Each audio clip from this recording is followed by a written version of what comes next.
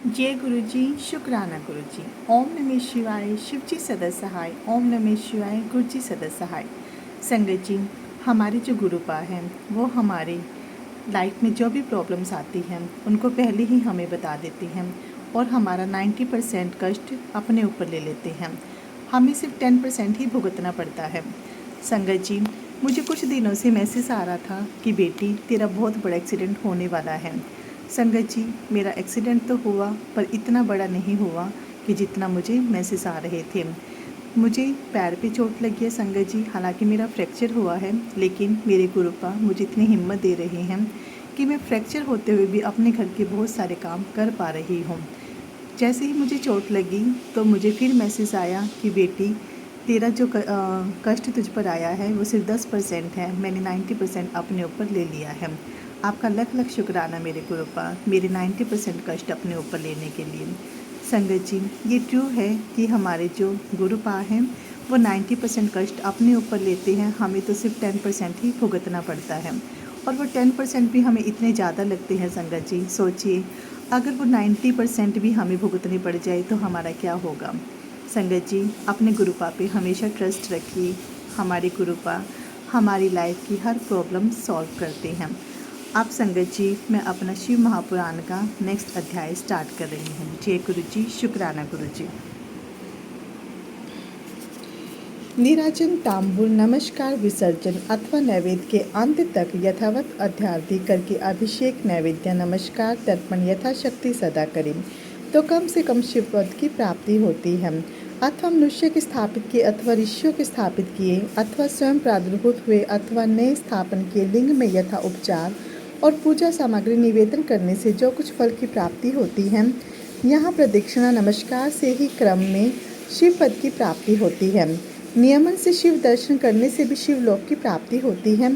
PC मिट्टी में गोबर मिलाकर व कनेर के फूल अथवा अनेक प्रकार के फूल, गुड़, नवनीत, भस्म, अत्र अथवा जैसी रुचि हो उसी प्रकार लिंग को यत्न पूर्वक निर्मित करके उसी के अनुसार यजन करें।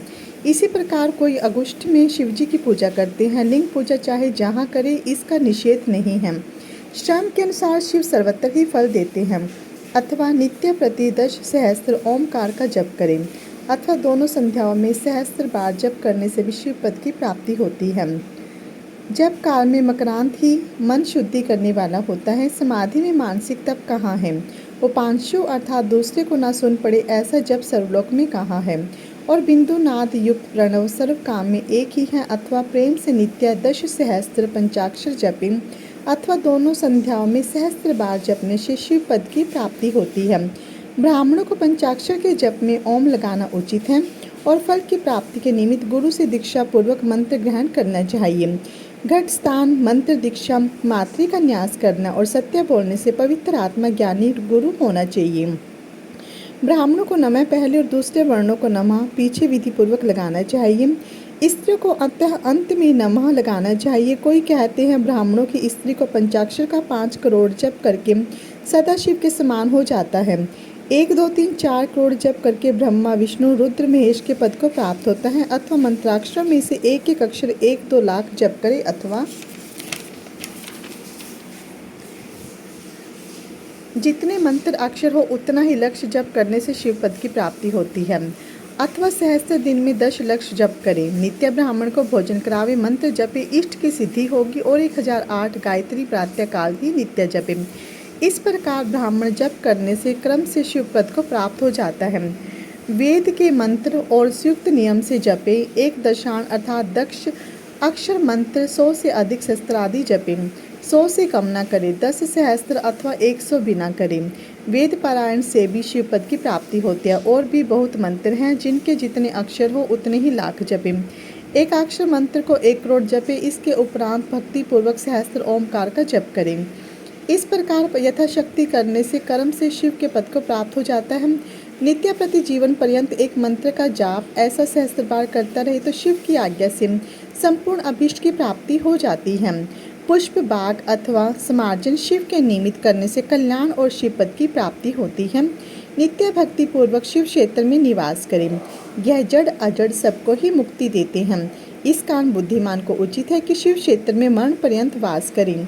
जहाँ मनुष्यों ने लिंग स्थापित किया है वहाँ 100 हाथ तक पुण्यजनक स्थान है और पुण्य क्षेत्र में जहाँ ऋषियों ने स्थापित किया है वहाँ सहस्त्र आरत्नी तक स्थान पवित्र होता है। देवता के स्थापित लिंग को चारों ओर सहस्त्र आरत्नी स्थान पवित्र होता है। स्वयंभू लिंग अर्थात जहाँ लिंग स्वयं प्रादुर्भूत हुआ वहाँ सहस्त्र धनुष तक स्थान पवित्र हो जाता है।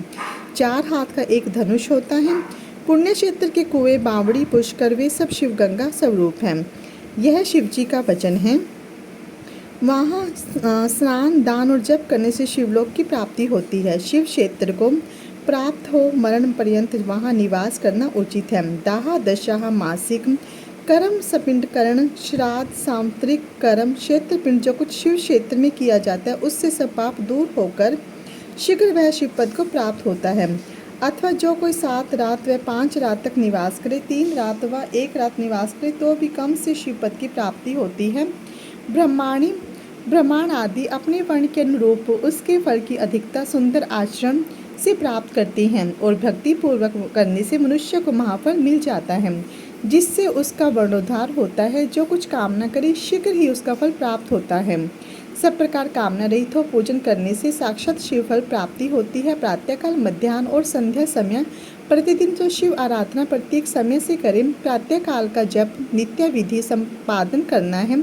मध्याह्न का कामनक और संध्या का शांतिदायक और रात्रि का भी इसी प्रकार का है।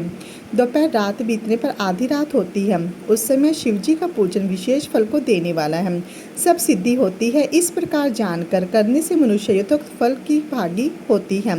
विशेषकर कलयुग में फल सिद्धि कर्म से होती है। वर्णन किए हुए किसी अधिकार के भेद से श्रेष्ठ आचरण और पाप से डरे तो उपरोक्त संपूर्ण फल प्राप्त करता है।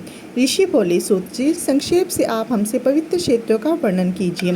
सब स्त्री पुरुष जिनका आश्रय कर शिव के पद को प्राप्त होते हैं। जय गुरु जी, शुक्राना गुरु जी। ओम नमः शिवाय। शिव जी सदा सहाय। ओम नमः शिवाय। गुरु जी सदा सहाय।